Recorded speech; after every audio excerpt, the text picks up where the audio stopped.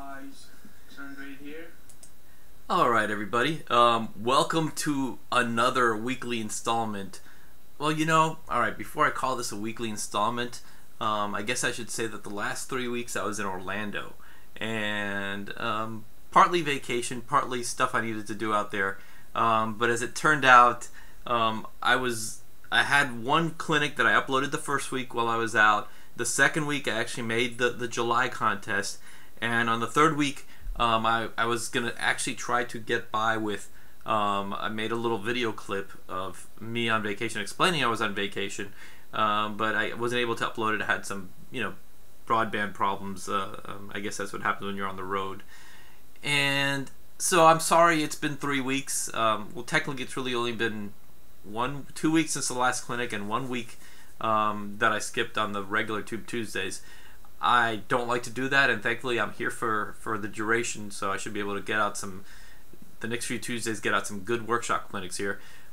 This week I'm going to keep it sort of short, but I definitely want to dive right in, so I'm going to cover Xandru 8.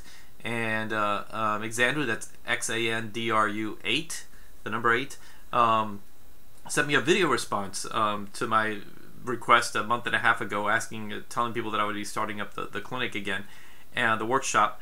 And he wanted his channel to be checked out. He says he has a problem. He's been getting a good number of subscribers. He's happy with that. He's not happy with the number of video views that he's getting. So let's dive right into his page. And as you can tell, I actually moved over to, let me lower the volume. Did I lower the volume already? No. All right, I'm going to lower the volume in case if any volume comes out. And he has 492 videos. Now, the deal with 492 videos is that that's a lot of videos, and obviously I'm not one to talk. I have more than 200 videos now, but when you look at his numbers, it's 244 subscribers and 100,525 video views.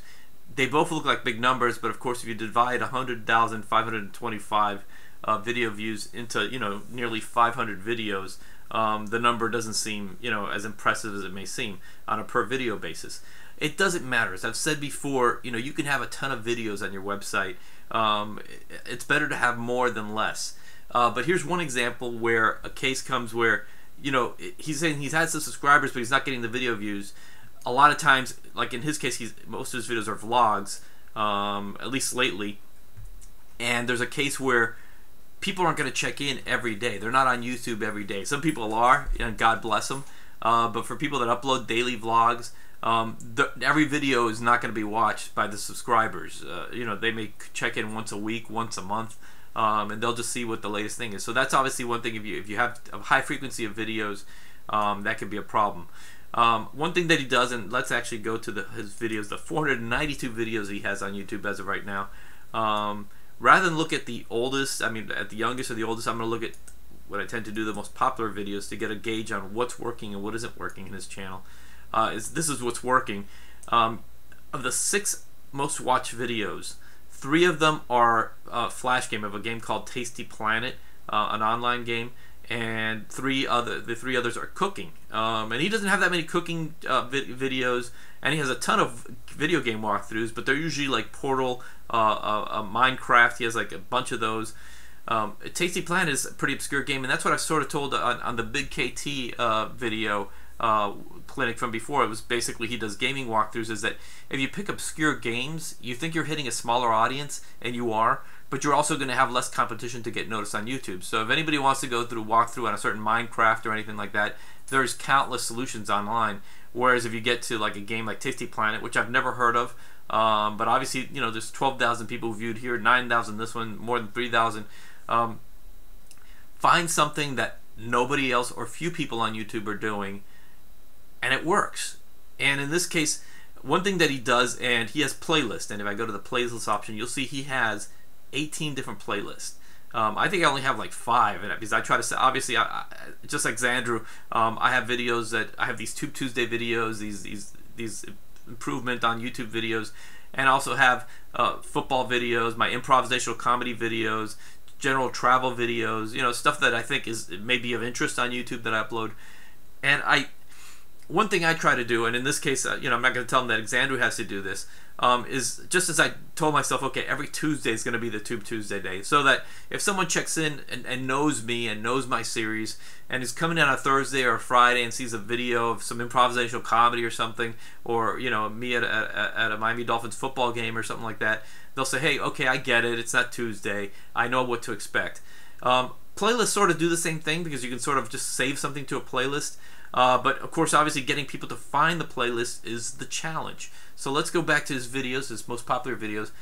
Cool thing that he does, and here, let's look at one of the cooking videos. And he didn't do this on all the videos, which is something that I think is important, and I was going to suggest.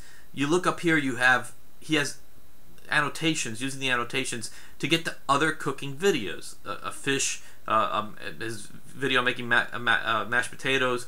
Here, basically, a request to like a video.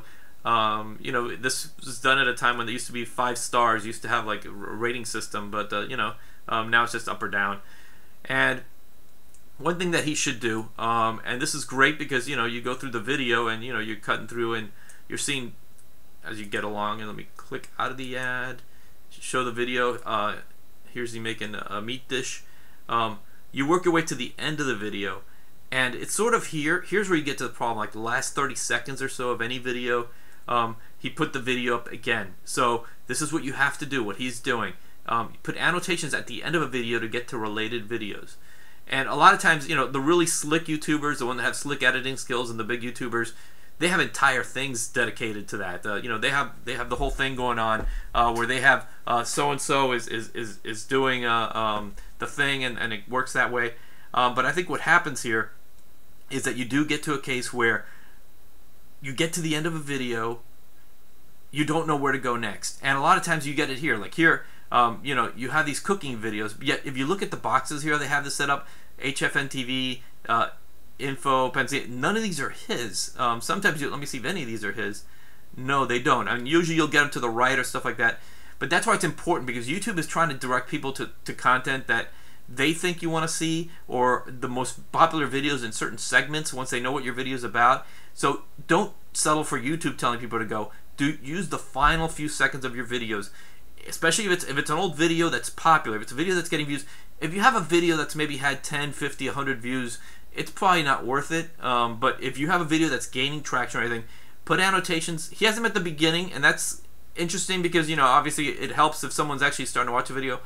And since we know that a lot of people don't watch videos to the end, but if they do watch it to the end, they're going to be very interested, and they're going to want to follow some of these links. So just check it out. I mean, he has it running throughout the entire video. Personally, if you're given the time to edit, I wouldn't put it in the middle of a video. I would put it at the beginning, then let it cut, and then at the end theatrically throw like blinks so it draws attention to something new that just pops up rather than something that's been there all the time. But it's definitely the thing to do. And of course, the other thing is, since he has his walkthrough videos and so many other videos, my other tip to Xandru is to try to think of set certain days of the week or something. I mean, he had his latest videos, if we go from the most recent, it really is a case of almost a vlog every day. I don't know if it's every set day, but it does tend to be at set intervals, vlogging about stuff like that. The problem, vlogs aren't going to get a lot of views for the simple reason that they're hard to differentiate with any vlog. Obviously there's a lot of people. Vlogging is the easiest thing on YouTube in the sense of just firing up a webcam and talking. Game walkthroughs are also easy, especially once you have the equipment to make them, or if you're playing a PC game that saves the stuff. These are the type of videos that are most proliferated throughout through YouTube. It populates the website just because they're just easy ones to make relative to harder make videos like skits or out instructional videos or anything like that. So if you're going to do something like this, try to keep it on a steady basis. And I'm not saying that everything has to be, but why can't Xandru have Minecraft Mondays? And every Monday he has some Minecraft walkthrough. And even if he has 2 or 3 that he has one week, just hold it off to the next week. Something to make it stand out, something that people will know. And that's basically it. I think he did a lot of stuff marking the videos just as I would with annotations. I know I didn't go through his tags, but they're solid for the most part. But just keep doing what you're doing, Xandru. Do the playlist. Just do a better job of when you get a hot video, make sure you capitalize on what's hot. And that's it for this week. I'll be back next week with another of Moon Pie's Clinic, brought to you by netstories.com. Thank you, thank you, thank you.